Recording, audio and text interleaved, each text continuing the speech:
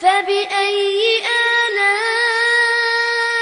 ربكما تكذبان. Termasuk juga mencaci Nabi SAW itu masuk dalam segala hal ya.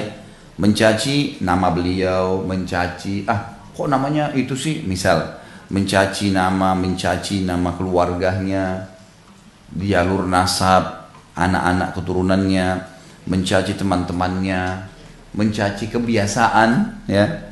Kebiasaan misal sampai kepada kita berita tentang Nabi SAW biasa kalau jalan seperti orang yang turun dari bukit misalnya, atau apalah ya, termasuk masalah hati-hati banyak orang terjerumus dalam masalah poligaminya Nabi SAW.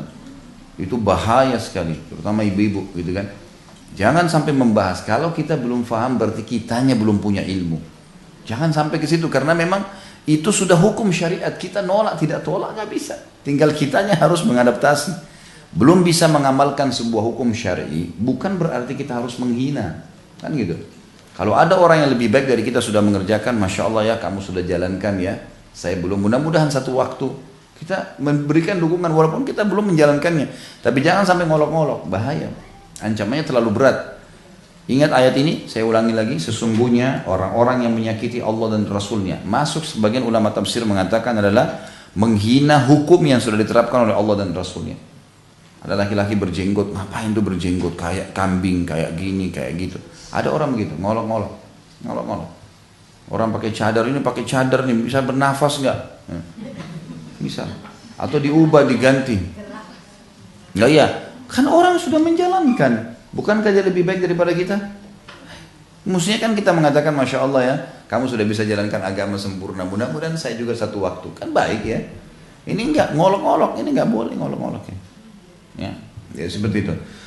Dikatakan sesungguhnya orang-orang yang menyakiti Allah dan Rasulnya, Allah akan melaknatinya, mengangkat berkah hidupnya di dunia dan di akhirat. Kalau makan nggak cukup, kalau tidur nggak cukup, sering kena penyakit gonta-ganti, segala macam hal, masalah terus hidupnya gitu. Dan menyediakan baginya siksa yang menghinakan. Ada siksa. Di sini kata ulama tafsir, maksudnya adalah di akhirat disiksa dengan siksaan yang pedih kalau tidak sempat taubat. Kemudian dalam surah Al-Ahzab, masih surah yang sama tapi ayatnya mundur, tadi 57 sekarang 53, ditulis oleh penulis tentunya. Kata beliau, Allah Subhanahu wa taala berfirman, a'udzubillahi minasyaitonir rajim, wa ma kana lakum an tu'dhu rasulallahi wala an tankihu azwajahu min ba'dihi abada. Inna dzalikum kana 'indallahi 'azima.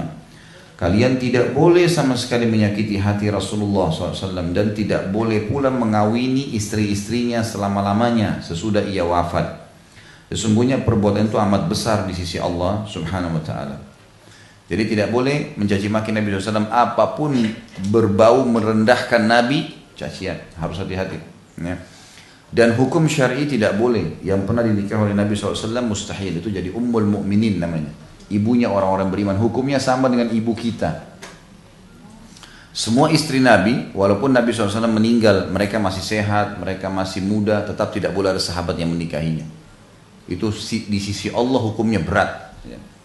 Sebagaimana dikatakan dalam firman, makanya istri-istri Nabi waktu Nabi SAW meninggal masih ada beberapa orang, tidak ada yang menikahinya gitu ya. Beda dengan istri sahabat umumnya. Ini kedudukan Nabi SAW ya. Ibnu Taimiyah berkata, mencaci Allah atau mencaci Rasulnya Muhammad SAW adalah kufur lahir dan batin.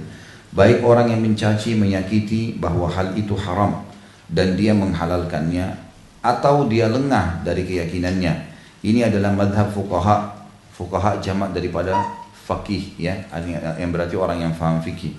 Dan ahlus sunnah yang lain yang menyatakan bahwa iman adalah ucapan dan perbuatan. Jadi jelas sekali di sini kalau tidak boleh mencaci maki Allah dan Rasulnya, dan harus hati-hati termasuk ajaran-ajaran